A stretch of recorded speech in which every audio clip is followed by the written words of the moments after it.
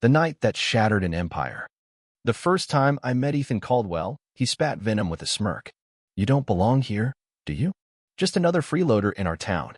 His words sliced through the warm summer air of our suburban street, a place where manicured lawns and whispered judgments hid a darker truth. I was a black man, a stranger in their eyes, despite my 25 years as a cop, 5 as the chief of police in this very town. Ethan, the spoiled son of Margaret Caldwell, the self-appointed queen of Willow Creek, had been raised not as a child but as a weapon of her prejudice. For years, I endured their slights, the complaints about my jazz music on Sunday afternoons, the snide notes about my unapproved mailbox color.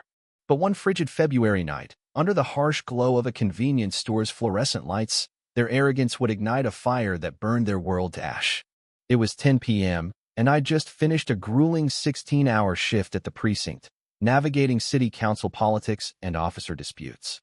My badge was tucked under my faded navy sweatshirt, my only thought a gallon of milk and a loaf of bread before collapsing into my quiet, empty house. Willow Creek was a town of polished facades, low crime, high property values, but beneath it festered a rot I knew too well. Margaret, my neighbor 3 doors down, was its architect, her son her enforcer. Ethan, now 22, drove a flashy red convertible his father gifted him, wore designer clothes worth my monthly mortgage, and carried himself like the world was his playground. I'd logged complaints about his 3 a.m. parties, his tire marks on our street, his friends toppling my fence in a drunken stupor. Margaret always dismissed it with a wave of her manicured hand. Boys will be boys. Inside the 24/7 Quick Mart, the air smelled of burnt coffee and bleach. The clerk, a lanky kid named Tommy, was fending off Ethan, who was slurring demands for beer with an expired ID. Flanked by 2 nervous friends, Ethan sneered, "Do you know who my mom is? She could buy this dump and fire you." I sighed, tempted to leave, but Tommy's wide-eyed fear stopped me. I'd seen that look too many times, someone powerless, cornered by a bully with all the cards. I couldn't walk away. I placed my milk and bread on the counter, nodding to Tommy. "Evening." Ethan's glassy eyes snapped to me, recognizing me from the neighborhood. His lips curled into a cruel grin. "Well, look who's here." "The janitor. Didn't know they let you out at night." His friends chuckled, the tension in the store crackling. A tired mom with a toddler and an old man with a newspaper froze, watching. I ignored him, telling Tommy, "Just these, please." But Ethan craved conflict. He stepped closer, reeking of whiskey and cologne. "Yo, hand over your wallet. I'm buying drinks tonight. You got cash, right?" The demand hung heavy, his bloodshot eyes daring me to resist. He saw my worn clothes, my quiet demeanor, and pegged me as weak a target. The store went silent, the hum of refrigerators fading. I felt the familiar burn of anger, but swallowed it. My training was my shield. I turned slowly, meeting his gaze. "I don't think so," I said, my voice steady. "Threatening someone for their wallet is robbery. That's a crime." He laughed, a harsh bark meant to dominate. "Robbery? Oh, I'm shaking. This is my town. You're just squatting in it." He jabbed a finger toward my chest, stopping short. "Hand it over. Oh, you got a problem?" His words dripped with entitlement, the unspoken claim that his whiteness gave him dominion. I stood my ground, calm but unyielding. "You're making a serious mistake. Leave now, or you'll regret it." He saw my stillness as weakness, not a warning. "Regret?" He spat, reaching for my pocket. That was the line. In one fluid motion, I pivoted, grabbing his wrist with a grip honed by years on the beat. He stumbled, eyes widening in shock. His strength, fueled by alcohol and bravado, was no match for my leverage. "Let go," he snarled, panic creeping into his voice. I held firm, my tone ice cold. "This has gone far enough." His face flushed red, humiliation replacing arrogance. "You think anyone's gonna believe you over me?" The racial undertone was unmistakable. His privilege was his weapon. I took a slow breath, then reached under my sweatshirt, pulling out my badge. The silver star glinted under the lights. "Actually," I said, locking eyes with him, "I'm the police chief." The words hit like a sledgehammer. Ethan's smirk vanished, his jaw slack. His friends backed away, hands up, as Tommy's hand froze over the phone. I showed the badge to everyone, the mom, the old man, Tommy making the store my witness. "You just threatened an officer. That's a felony." Ethan's bravado crumbled.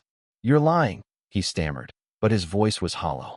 As he stumbled back, knocking over a chip display, Something fell from his jaqueta, small, ornate brass key with a tag.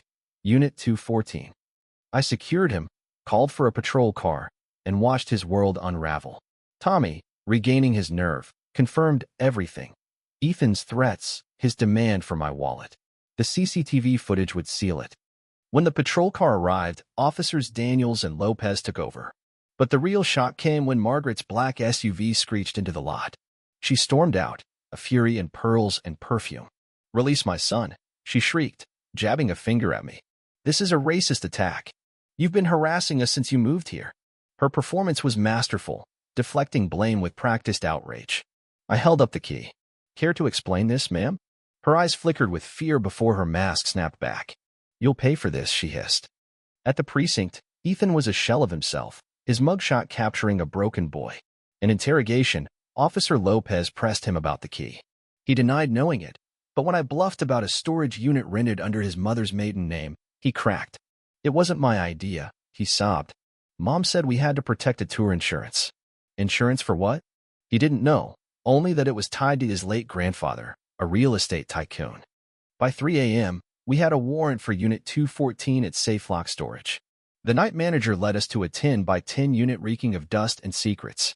The brass key clicked open the padlock, revealing filing cabinets and boxes labeled with cryptic titles, city permits, judicial records.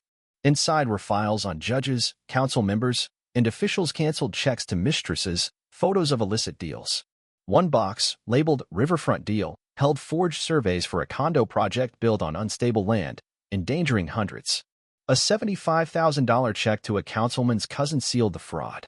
This wasn't just blackmail. It was a criminal empire built on leverage. Ethan's grandfather had weaponized secrets to rig bids, dodge laws, and endanger lives. Margaret and Ethan were its heirs. I sealed the unit, declaring it a crime scene, and formed a task force. Over weeks, we seized records, computers, and hard drives, battling Margaret's legal team, led by a slick lawyer named Victor Hayes. He spun tales of a vengeful black chief, but the evidence was undeniable. The mayor, tied to the family's donations, urged me to bury the case. "Think of the city's stability," he pleaded. I recorded him, refusing to bend. "I follow the evidence," I said, walking out. The grand jury issued 50 indictments. Margaret, Ethan, the mayor, council members, all charged with racketeering, fraud, and more. The riverfront condos were evacuated, their residents saved by our findings. At a packed town hall, I faced Willow Creek's residents. In a suit, not a uniform, I laid bare the corruption. "No one is above the law," I said, my eyes on Margaret and Ethan in the back row, shrunken and defeated. The crowd erupted in applause. Ethan took a plea, testifying against his mother for a reduced sentence. Margaret faced decades in prison, her empire in dust. As I left, the old man from the Quick Mart shook my hand. "You didn't just stop a punk. You saved us all." Justice, I realized, isn't loud. It's the quiet unraveling of lies until truth stands alone. What do you think? Have you ever faced injustice or witnessed someone abusing power? Share your thoughts in the comments. Let's discuss how we confront violence and unfairness in our lives. Your perspective matters.